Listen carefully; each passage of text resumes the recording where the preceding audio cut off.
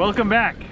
We're done sea bass fishing. If you watched my last video, we went on a little 3-day mission to go chase a massive school of sea bass. And well, yeah, if you haven't seen the video, check it out. It's a fun one. But today we're doing something a little bit different. We're doing some live bait fishing. I haven't done really any live bait fishing this year. So today I brought my live bait tank right here.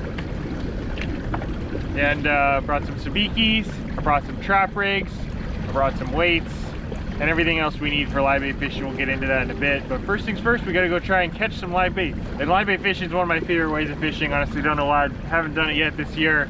There's something just satisfying about one, catching the bait, dropping it down, and having a big fish eat that. So anyways, that's what we're gonna do today. There's a few different kinds of fish. We can catch halibut, lingcod. Those are probably the two main species. Maybe cabezone, rockfish, who knows? We're out in the ocean, really you can catch anything out here. All right, so we're just making our way out of the harbor here, and there's a lot of different kinds of bait that we can't catch out here. I mean, there's croaker, jack smelt, mackerel, sardines, just to name a few. I mean, there's probably endless different types of fish out here. But depending on what I'm gonna target will impact what kind of bait I'm trying to catch. Certain fish just have a preference. They like certain types of bait fish over other types. And like I said earlier, we're gonna be targeting lings and halibut today. So my first choice would be to get some live jack smelt. And so knowing a little bit about jack smelt will definitely help me in this situation. I mean, if I was fishing for example, croaker swim, they're basically bottom feeders. They swim on the bottom, you know, next to the ocean floor. But jack smelt, they swim out on the top. Most of the time they're in the top, you know, 5 to 15 feet below the surface of the water. So obviously with my sabiki here, oh, by the way, if you're not familiar with the sabiki, it's basically just a string of usually 3 to 6 hooks with something a little shiny on each hook to try and attract those bait fish. But anyways, yeah, I'm gonna drop my sabiki in, and I'm gonna only drop it maybe 10 to 15 feet, just right below the surface of the water. And while I'm kind of motoring around, just kind of looking at the birds here, there's one actually that just dove right here. I'm gonna go follow that one. A lot of times those smelt will just kind of follow the kayak for whatever reason. Maybe they'll look for an easy meal. Yeah, this one's hitting it. Yep, there's one right there, right on cue. That is a little bit big, but we'll take it. Perfect live bait right there. And the nice thing about the sabiki is it does very little damage to those bait fish. So this guy is in perfect condition. We're just gonna top him in this little bait tank. By the way, some people have asked me about the bait tank. I'll leave it linked in the description of the video if you want to check it out. Also a promo code. So anyways, yeah, like I was saying, if I was fishing croaker, I would drop that thing all the way to the bottom. But obviously, since today we're looking for smelt, we're not going to do that. We're going to keep it near the surface of the water. So anyways, yeah, knowing a little bit about the bait fish that you're targeting just comes with more experience. And with that, you'll be a little more efficient out here. You don't have to waste as much time trying to catch the live bait. You'll spend more time fishing for the end goal, the big fish, the halibut, the lingcod, the rockfish, whatever you're targeting.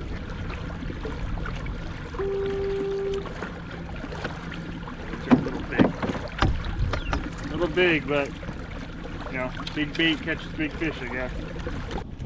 All right, we got our bait. We got a few smelt. I actually got some anchovies, good mix of them. So now we're gonna do the big boy fishing. So we got a little trap rig on right here. Just a sliding snell knot with a single hook on the front, a treble hook on the back. Big bait for a big fish. Let's see what's down there. So put that front hook through the nose. You don't want to put it too far back to hit that brain because you want that fish to stay nice and lively. And then I put one just right on through the skin in the back. Again, don't want to go too deep on him. Want it to be pretty lively. You don't want it to impact the swimming motion of that fish too much. Make sure it drags good. Tighten that up a little bit.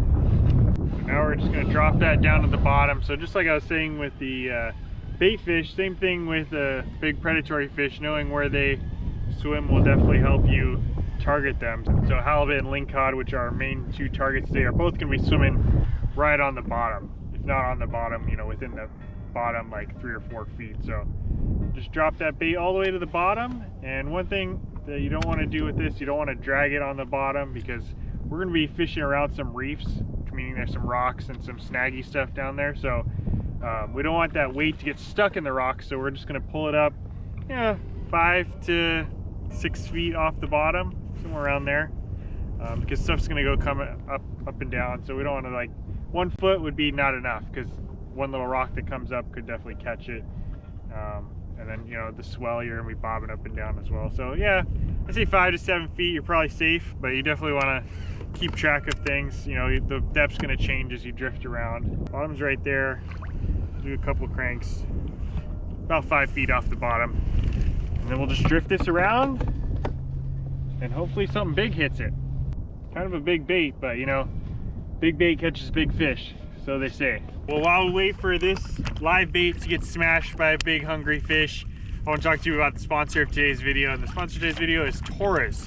And this little sleek little device that I have around my neck here, this is the Taurus Coolify C2S neck air conditioner. This is perfect for hot days out in the kayak. The sun's probably going to come out here in the next hour or so. And when that happens, it can get a little toasty out here, especially with all this gear we have on. And this thing is going to keep me nice and cool. There's 3 settings. There's a heater setting, which we won't use today. There's air conditioner setting, which we'll use, and then there's a fan setting. So, and each one of those 3 has 3 different powers, 1, 2, 3. So 9 different settings to keep you hot or cool, depending on the temperature. And it fits nicely around your neck. It's kind of got this flexible back here, fit anyone. And it charges in less than 2.5 hours. And then it gives you nice, cool support for up to 28 hours. So plenty for a full day out here on the kayak. And if this 30-degree air wasn't enough, I also have this guy right here. This is the Taurus waist fan. Maybe you're wearing waders out in the surf, underneath those waders, sometimes it gets a little steamy if it gets warm. And this thing's gonna provide some nice airflow. It's just gonna keep that air circulating. You don't wanna get stale air underneath your waders or your wetsuit, so this thing's gonna come in handy for that. So if you're interested in staying cool with this neck air conditioner or the waist fan, check the link in the description. I'll also have a promo code down there to get you a little discount. Thank you again to Taurus for sponsoring this video. Now let's get this thing eaten.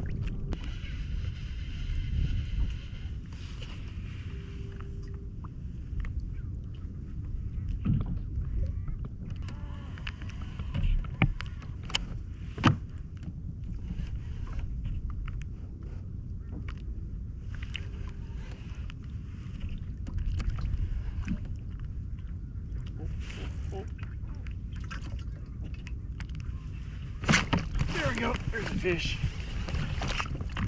Finally. Feels like a decent one. Oh, there's some drag. I've been drifting around for quite a while, at least an hour. I was kind of looking on some sandy areas, looking for some halibut. I don't think there's many halibut around, or I don't know, they're just not biting. Tried some reef. I actually tried some old reef where I caught fish at before. No luck there either.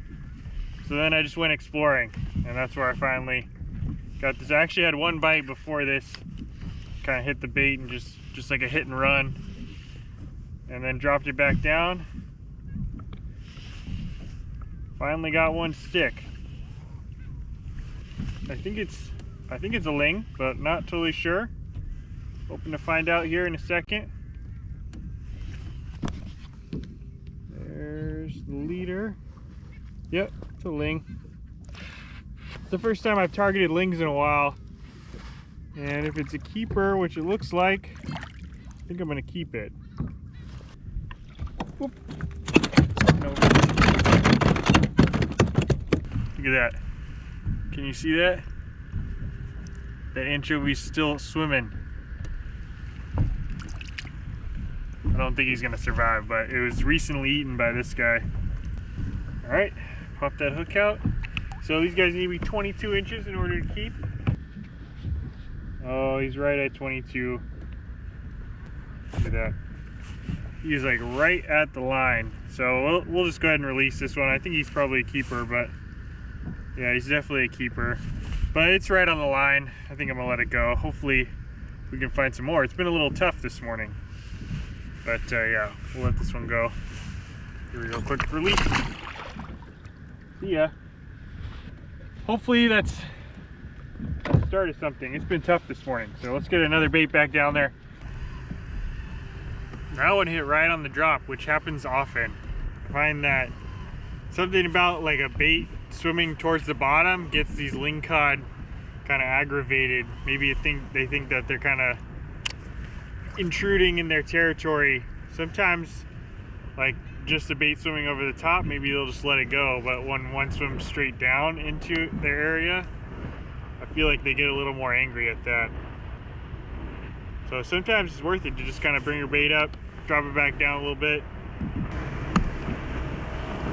All right, let's see if we can get another one.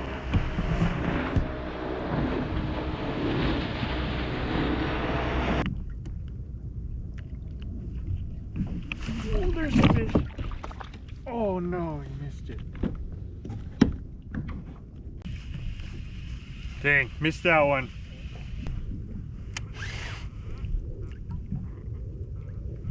Yep, some serious teeth marks on that guy. We'll drop him back down for a little longer, see if there's another one around.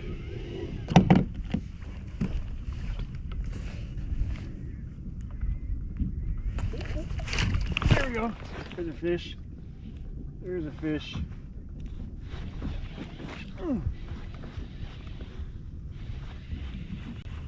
It doesn't feel huge, but a fish nonetheless.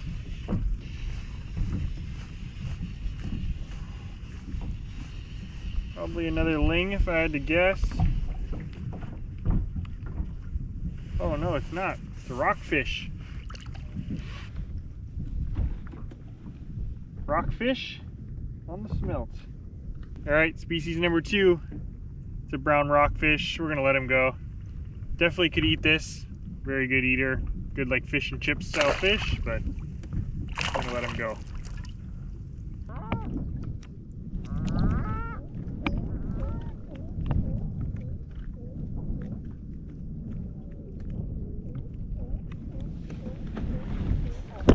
What do we have here? There we go. There's a fish. That one might have a little more weight to it. Oh yeah. There's a good run. There's a good run. That's what we're looking for. Good head shakes. Oh. Strong runs. Man, twice. That's 2 of them now. Each time I brought him up, once he saw that orange at the kayak, he was like, no, no, no. I'm not going up there. Let me get my gaff ready here.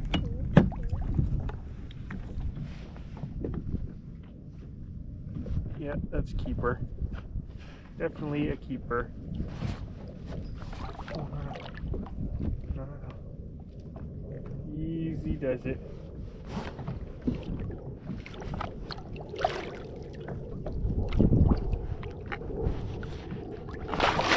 There we go. That's not a bad one. I always like to keep this tennis ball on the gaff. One time I accidentally gaffed, I think it was this hand, right in the meat of the hand right in there. And that didn't feel good. So after that, always put that tennis ball on there. Just better practice. But anyways, let me show you this fish. There he is. Nice quality lingcod.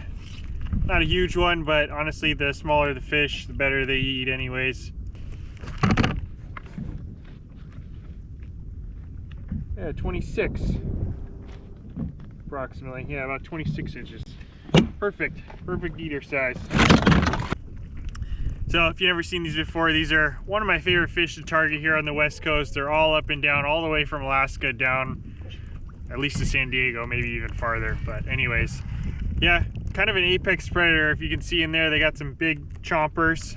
They'll pretty much eat anything that swims by.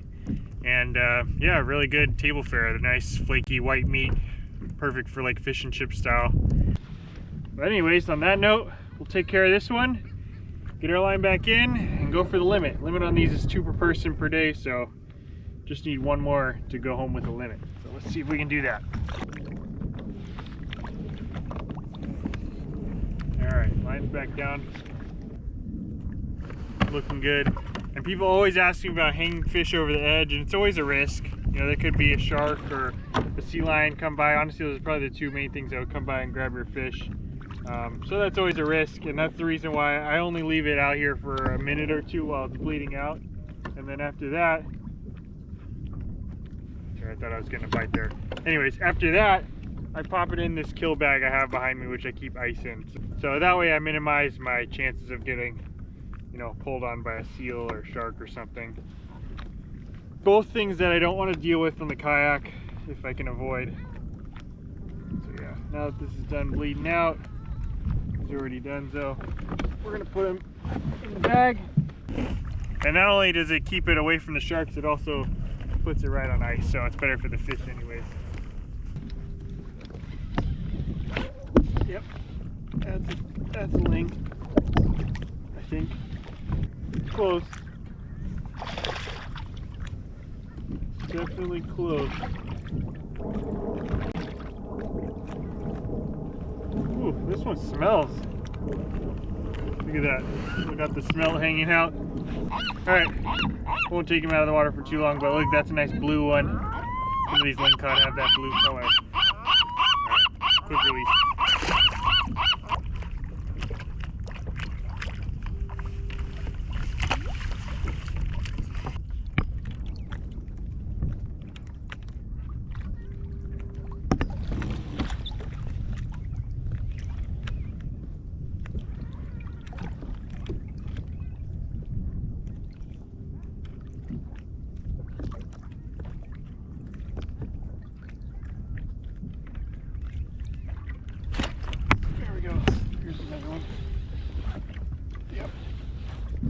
Feels like it got some weight to it.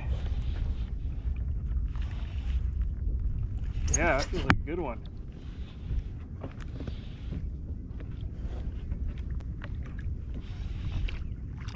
Ooh. Well, this might be it. This might not be a ling.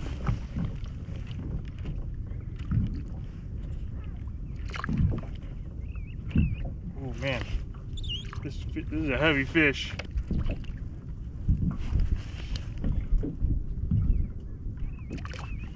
I think, oh.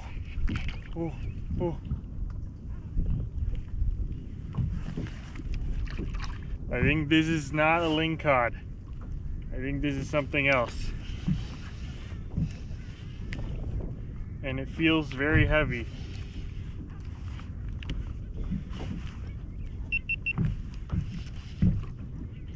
Oh, man, the head shakes are so violent.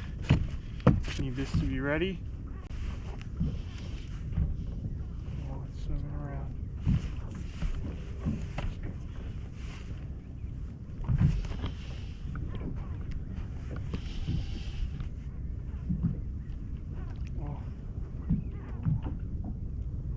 Oh man, this is a heavy fish. This is a big one.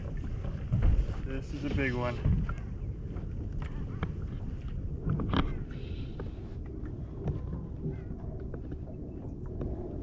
What I think it is, it should come up fairly flat. And yes, it is what I think it is. Oh my gosh, it's big. Oh no. Oh man, it's big, it's big. Very big. Okay. Not gonna lie, I don't know why. Caught so many of these, I don't know why. This one's making me a little nervous.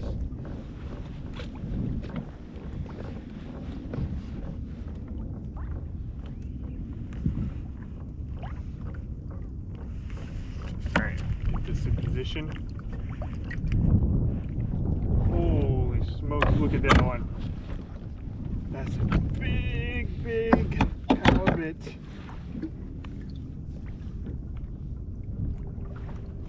Got to be close to 40 inches.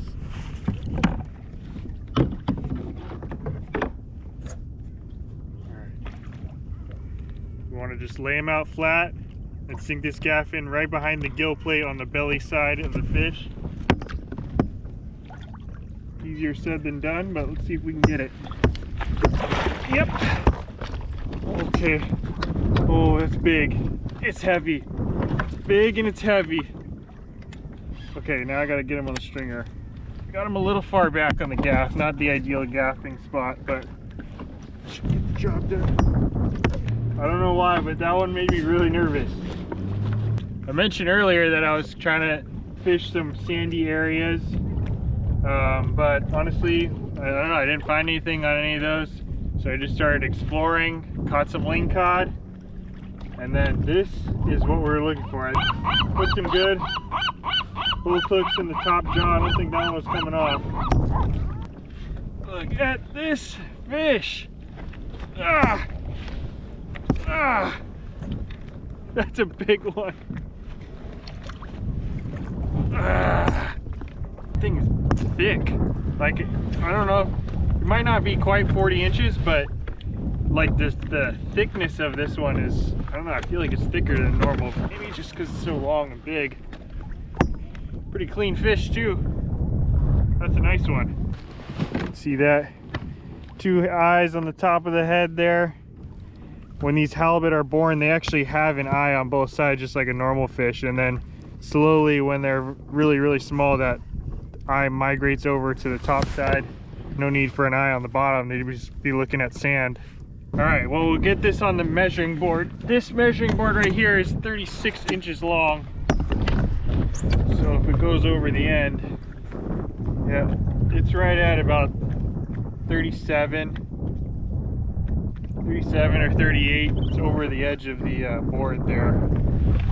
But man, that's such a thick fish. I mean, I caught one earlier this year that was 38 and a half.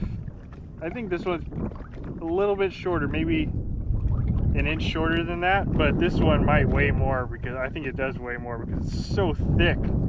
Like at the middle of this fish, I want to say it's like that thick. You would think like a halibut is like super thin and flat, but when they get big like this, they start to kind of grow upwards.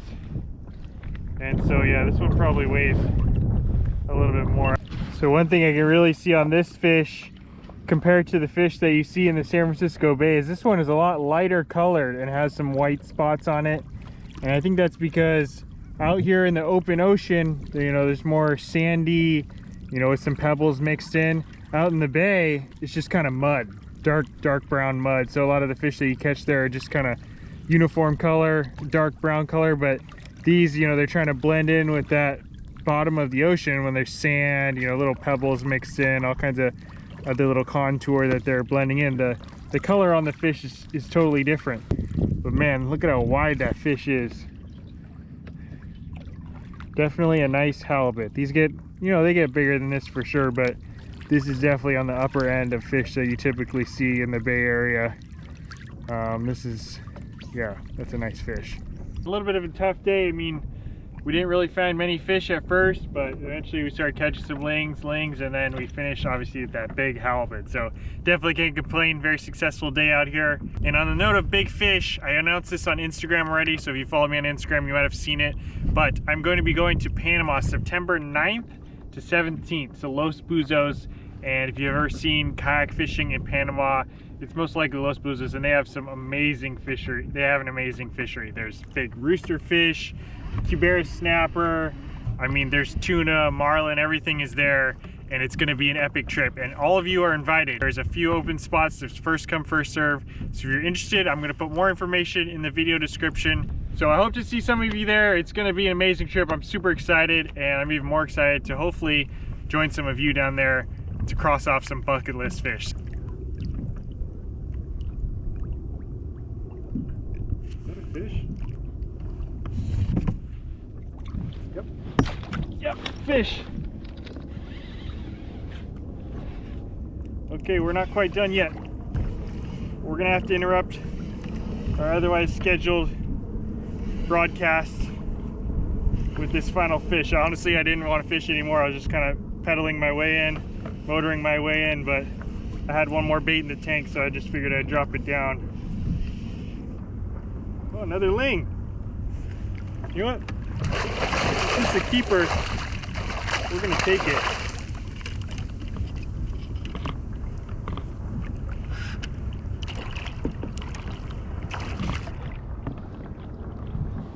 All right, flip it in. That might be the ring limit that we originally were looking for. Oh yeah, easy keeper. About 24. We'll take it. Limit of lings and a big old halibut to go with it.